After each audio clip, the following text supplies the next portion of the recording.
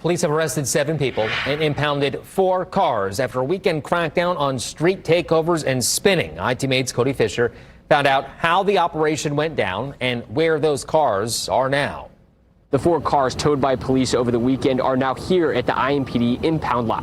By towing the cars, IMPD Chief Chris Bailey is fulfilling his promise that he made last week when he said that he would seize the cars of people engaged in street takeovers and spinning. A blue Camaro with a yellow racing stripe on the back of a tow truck is one of the images from the weekend as IMPD teamed up with state police for this crackdown.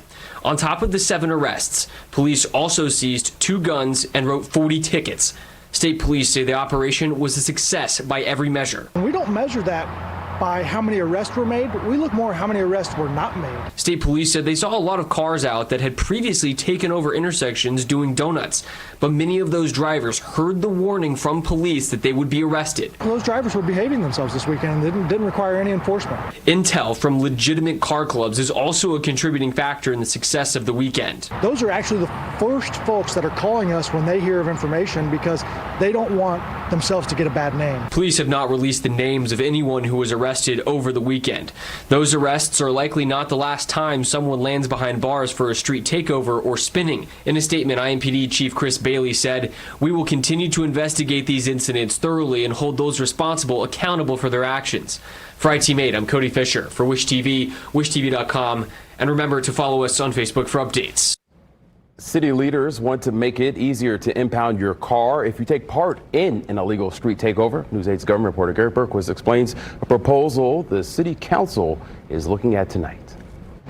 City councilors say attacks on police officers by people taking part in the street takeovers were the last straw.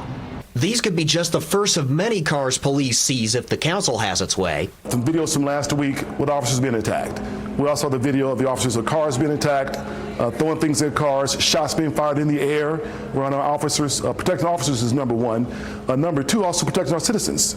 Those in the areas these things occur are a disruption to our way of life, and it's unacceptable. Robinson and others will introduce a new proposed ordinance at Monday's council meeting.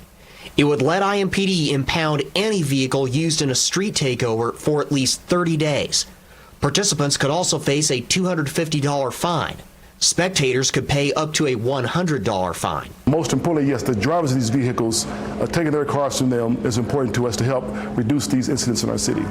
The ordinance deals with more than just spinning. Motorcycle stunts and reckless driving exhibitions could cost you your ride as well. It covers parking lots as well as public streets and highways. Robinson says this is about going after the people who play an active role in the street takeovers. They know who most of these folks are. It's a small group of individuals that are driving these cars. Now, again, the spectators are a much larger group of people. But the drivers, like most crimes, they know who they are. And we believe if we take their cars from them and impede their way of life, getting to work, going to school, driving their families around, that will help them change their minds. Councilors have scheduled the first public hearing on the measure for Wednesday evening here at the City County building. I'm Garrett Berquist for Wish TV, wishtv.com, or follow us on Facebook for updates.